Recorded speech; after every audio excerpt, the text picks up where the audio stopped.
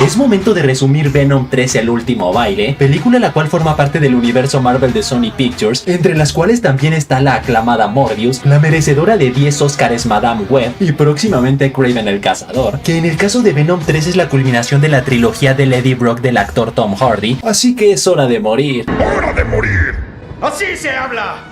¡Pero de nosotros! ¡Llegó nuestra hora de morir! Todo empieza ambientado en el planeta Clintar, donde se encuentra aprisionado un greñudo llamado Null, o sea el dios y creador de los simbiontes que se podría decir que es el Thanos del universo Marvel de Sony, boludo el cual dice que hace mucho tiempo, cuando el universo pasó de ser oscuridad total a tener sus primeros destellos de luz, sus simbiontes aprovecharon el momento para rebelarse contra él y lo aprisionaron. La buena noticia es que tras millones de años encerrado por fin surgió un códice, o sea una llave que le servirá para por fin ser libre y destruir todo rastro de vida del universo, códice el cual reside en el planeta Tierra, así que ordena a otras de sus creaciones conocidos como los xenófagos a recuperar este códice, y a cambio serán recompensados como la única especie a la que dejará vivir por los siglos de los siglos santos, amén. Ah, sí. Tú sí pareces un Thanos. Y de ahí nos vamos al planeta Tierra, pero no a Tierra 688 de Sony, sino a Tierra 616 del UCM, específicamente a los acontecimientos de la escena postcréditos de Spider-Man No Way Home, donde mientras Eddie estaba bien highball debido a que se le pasaron las Q-Babies, de la nada es arrastrado de regreso a su universo por el hechizo de Doctor Strange, donde mientras Venom practicaba sus habilidades de bartender quitándole su puesto al camarero mexicano, gracias a las noticias recuerda que en este universo es un prófugo de la justicia por el supuesto asesinato del oficial Patrick Mulligan visto al final de Venom Let There Be Carnage, así que zurrado de los calzones deja propina y emprende camino hacia Nueva York, propina la cual curiosamente lleva incluido un fragmento de simbionte que soltó durante su transportación multiversal. La cuestión es que mientras intentaban salir de México, se encuentran en su camino con unos pobres firulais encerrados a quienes unos maleantes usan para peleas de perros, y como a Venom le encanta el sabor de los maleantes, procede a devorar sus cabezas para dejar libres a los firulais. El problema es que mientras esto sucedía, por un lado resulta que su transformación en Venom llamó la atención de un xenófago, y por otro el fragmento de sí mismo que dejó en el bar llamó la atención del general Rex Strickland, quien no duda ni un segundo en capturarlo tanto a él como al camarero mexicano, ya que es un testigo, escena la cual es interrumpida por una pesadilla de tremenda belleza llamada Doctora Payne, quien mientras se aventuraba de niña en una playa durante una tormenta eléctrica, a su hermano le cayó un rayo y quedó más rostizado que un pavo navideño, la cual más que ser una pesadilla realmente es un recuerdo de la vida real, ya que su hermano sí está bien pelas, minita la cual al despertar recibe una llamada indicando que el oficial Patrick Mulligan está siendo trasladado a una base militar la cual se encuentra nada más y nada menos que debajo del Área 51 en Las Vegas, donde al llegar le dan la mala noticia de que el Área 51 como tal ha sido disuelta por el gobierno, por lo cual la están demoliendo poco a poco con explosivos hasta que solo queden cenizas, a lo cual la doctora responde que no solo quedarán cenizas sino también cucarachas, ya que estas desgraciadas llevan más de 80 millones de años viviendo en la Tierra, sobreviviendo a todo tipo de desastre natural, pero ya una vez en el laboratorio secreto subterráneo, por un lado el general Rex le hace entrega del simbionte que capturó en México, y por el otro su asistente Sadie Christmas le informa que el simbionte que se adhirió al oficial Patrick Mulligan lo dio por muerto y se largó, o sea que olvídense de ver a Toxina al menos en esta película, solo que como el panzón seguía vivo pero con sus signos vitales muy bajos, decidieron llevar a cabo un proceso de simbiosis para salvarle la vida, el cual consiste en insertarle uno de los varios simbiontes que llegaron a la Tierra hace unos días para poder estudiarlo, ya que Mulligan es el único humano que conocen que ha logrado ser anfitrión de un simbionte sin morir, pelotudo el cual les dice que él y sus amigos no llegaron a la Tierra para invadirla, sino más bien para refugiarse debido a que están siendo cazados por Null, o sea su amo, quien de encontrar el códice destruirá todo rastro de vida del universo, y ese códice se encuentra impregnado en el simbionte negro, refiriéndose a Venom.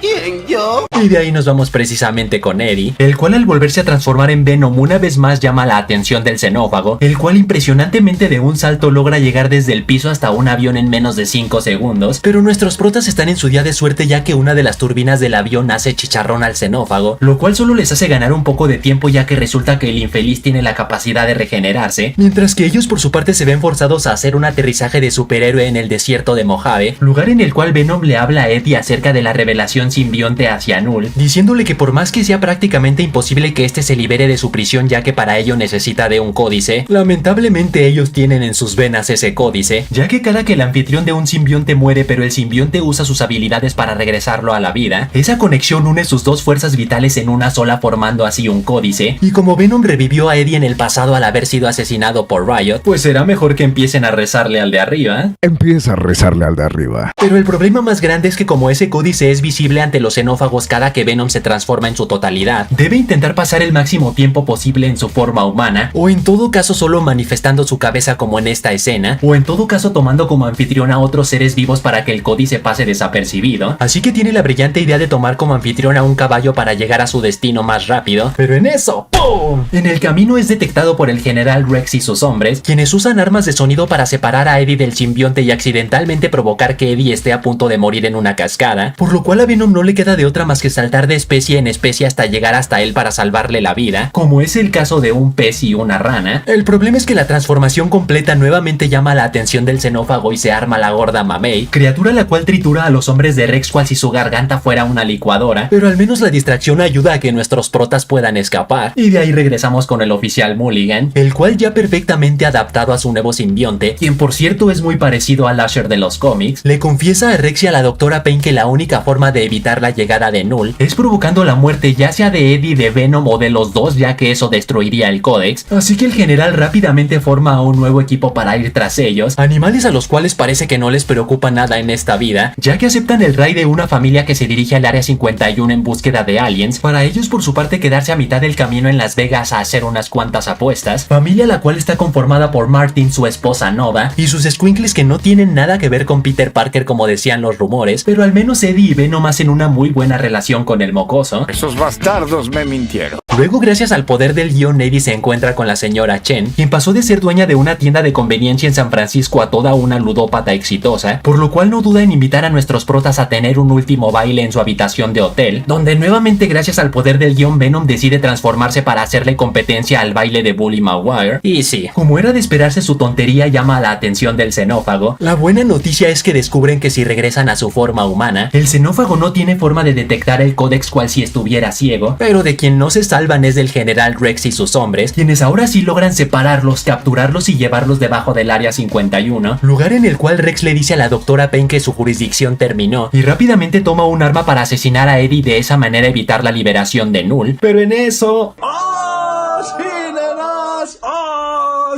Resulta que para este punto Venom ya se había adherido a la asistente Sadie, quien rápidamente regresa a Eddie para salvarle la vida y vengarse del infeliz de Rex, cuando de repente...